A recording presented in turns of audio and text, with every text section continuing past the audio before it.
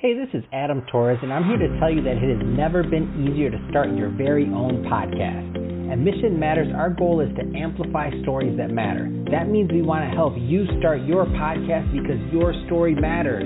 We can do this in 3 different ways. 1, join our podcast school and take a free or paid course. 2, visit our resources page where we've already figured out what you need, such as where to host your podcast. Or 3, heck, we can even do everything for you through our podcast agency, including editing for cheaper than you can do in-house. Oh, and no contracts, services month to month. Get started by heading over to missionmatters.com and click on Start a Podcast. All right, now let's get into the show. Hey, I'd like to welcome you to another episode of the Mission Matters Business Podcast, your source for all things business. My name is Adam Torres. You can follow me on Instagram at AskAdamTorres to keep up with my book releases, book tour schedule, signings, all that other good stuff. Always love to connect with you there. And as always, if you'd like to apply to become a co-author of one of my upcoming books, just head on over to the website, missionmatters.com, and click on Become an Author to apply. All right, so today I have Eunice Nuna on the line, and she's Executive Director over at Wounded Healers Kenya. Eunice, welcome to the show. Thank you so much. So I know we have a very important message to cover today, and I'm excited to get into it with you. So we're going to talk about beauty and brokenness, your journey of resilience, perseverance, and hope, which, by the way, I told you in the pre-show, I'm like, man, I hope that's going to be a book because that's a beautiful title. But before we get into today's topic, I want to talk a little bit more about what you're doing over at Executive Director over at Wounded Healers Kenya. So first up, maybe tell us a little bit more about the organization, please. Wounded Healers Kenya is a foundation that I started as a survivor of I'm a survivor of sexual violence, and I went through so much as a journey of healing, and I faced a lot of rejection and a lot of trauma when I was trying to heal and trying to regain my dignity. So when I felt that I have gotten healing, I was asking myself how many other people go through what I have just gone through. And I knew it was a time for me to speak. And I started sharing my story about my experience. And that way I was able to find so many other people who are struggling in silence, those who did not have courage to speak up. So Wounded Healer is a community of survivors of sexual violence who are passionate to see the end of cycle of sexual violence. So we tell our stories, we come together, we do documentaries of our stories from different cultures in Kenya, and we show up to the world to just let people know that sexual violence happens, and also people don't have to be silent when they have gone through it. So it's a community of survivors of sexual violence who are determined to end the cycle of sexual violence. Wow, what an amazing story, and what an amazing mission that you have. I mean, it's not an easy thing, of course, to share your story and to be a leader in this space, to really bring other people, to give them that space and that ability to even be able to share their story and make that connection, I mean, with each other and with a community. So what really drives you? Like, what kind of puts you over to that next point to where you go and you've created something amazing like this? Is love. I would say is love. Is genuine love that I have for people, because I learned that there's no love. There's not so much love that exists, and honest love. So when I found love, for many years I did not experience love when I was growing up and when I went through sexual violence. I never felt what love is all about. And when I was 18 years after I went through sexual violence, I got a child out of it. And it took me a lot of time to love my baby. And so many people came to show me love so that I can be able to show my son love. And that drives me. That drives me to know that there are so many people who have never experienced what love is all about. And I wanted to show people love and genuine love that I feel inside my heart. I feel for my son, and I feel that I can love and love so many other people and teach them how to love themselves. Wow, that's absolutely amazing. So tell us a little bit more about the community itself, because I know there's some people listening to this that may want to get involved. They may want to contribute skills. They may want. I mean, there's a lot of people that are listening to this and they're like, this is something they want to get behind. Tell us a little bit more about the community and what you're doing. I know you mentioned something, documentaries. Give us a little bit more. So Wounded Healer Kenya is in Kenya, is in Africa, and we're targeting to reach to any survivor in wherever they come from in the world. But what we're doing in Kenya is that we are made of, like I said, we are of community survivors of sexual violence. We have mentors, we have counselors, we have advocates who are advocating for the survivors. So what we do, we have programs, 3 programs.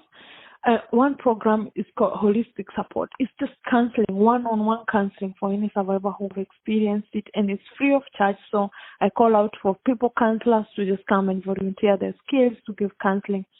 And I also have another program called Leadership. The leadership, what I do is when I go, I find a survivor. I bring them to the program and I empower them to become the leader, to lead in the fight of sexual violence. Because I believe when a survivor advocates for another survivor, they feel it is more tangible. They do it from experience. So there's a leadership program that we have all this empowerment program. We empower girls, we empower women, we empower children to becoming the better version of themselves and to be able to get the courage to speak up and to speak for the other people. And then I have an amazing program called Mentorship. So this mentorship is a curriculum that I developed personally, and it was checked by the ministry in Kenya. And it teaches and creates awareness of sexual violence, because honestly, Adam, where I come from, the community does not want to speak about sexual violence. And I understand it's because of the culture differences that we come from. So, and I notice so many people go through sexual violence. They are raped. Children are exploited, but they don't know it's wrong. They don't know it's violence. So I have a program that I invite everyone to go and train sexual violence to all the whole community, to tell them when we talk about sexual violence, because it seems a big term, this is what you're talking about. And also teaching people how to prevent it from happening, and also to develop the mutual respect between boys and girls. As they grow up, they need to understand this respect. We need to grow up with respect, because that's where I believe that's the only way that we can end the cycle of sexual violence. If only we can have the mutual respect for our kids when they are growing up.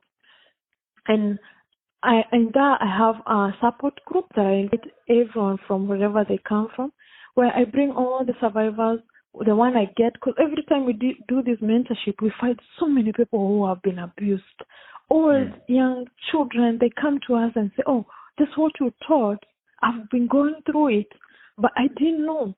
In my experience, I've met children who are being abused, but they are not aware that they are being abused.